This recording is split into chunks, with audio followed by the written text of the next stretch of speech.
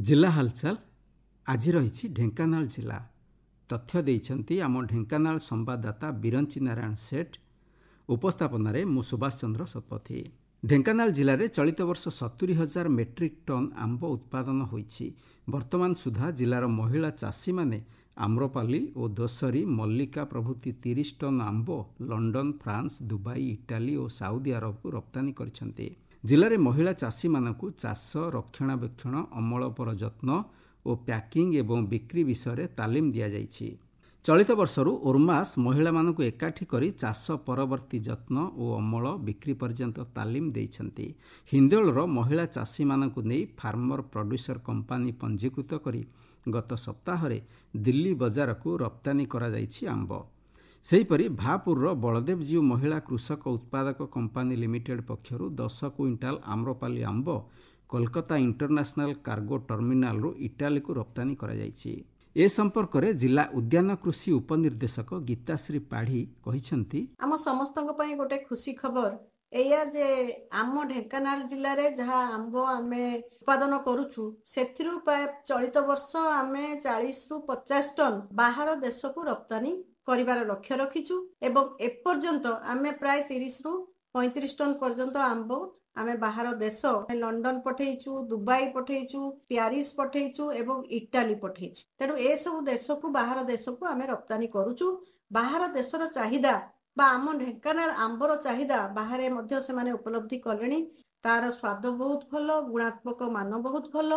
तेणु आमर चाषी भाई माने एई आंब को बाहर को रप्तानी करबा द्वारा से माने मध्य अधिक 2 पैसा रोजगार करूचंती। ढेंकानाल चाषी भाई माने अछंती, महिला कृषिजीवी माने अछंती, से माने एथिरे अधिक अंशग्रहण करूचंती। जो जुआंग संप्रदायर माँ भौणी माने अछंती से माने मध्य बाड़ी घर रे आंब चाष करिसंती। तांको आंब ता सहित जो माने फार्म करछंती बड़ बेसी 1 एकर 2 एकर 5 एकर जमी रे चाष करिसंती आंब, आम्रपल्ली, दशेरी, मल्लिका, बॉम्बे ग्रीन ए सब आंब को आमे बाहर देश को पठेई पारुछु। एटा बहुत गर्वर विषय एवं आम जिल्ला रे देखा देखी करी अन्य जिल्ला रे मध्य एबे से माने आंब बाहर को रप्तानी करिबा आरंभ करि देलेनी। एथि पई आम ढेंकानाल जिल्लार कृषक बंधु माँ माने तथा ता सहित आमर जो कृषक उत्पादक संगठन अछंती सेमानकर भूमिका गुरुत्वपूर्ण। तेणु आशा करूछु अधिकरु अधिक आम चाषी भाई एथु लाभवान हेबे। ढेंकानाल सिविल कोर्ट परिसर में द्वितीय राष्ट्रीय लोक अदालत गत मास 10 तारिख में अनुष्ठित होइथिबा बेले भुवन ब्लॉक कार्यालय ठारे मिलित जन अभियोग शुणाणी जिलापाल सोमेश कुमार उपाध्याय अध्यक्षतार अनुष्ठित होइथिला। प्रधानमंत्री जनजाति आदिवासी न्याय पीएम जनमन योजना रे ढेंकानाल जिले में 7टी ब्लॉक 112टी ग्राम को अंतर्भुक्त करा जाइछि। जिले में पराक्रम त्रिरंगा शोभायात्रा सिद्ध बलराम मंदिर बाहरी सहर परिक्रमा करी ढेंकानाल स्वयंशासित महाविद्यालय पर्यंत जाइथिला।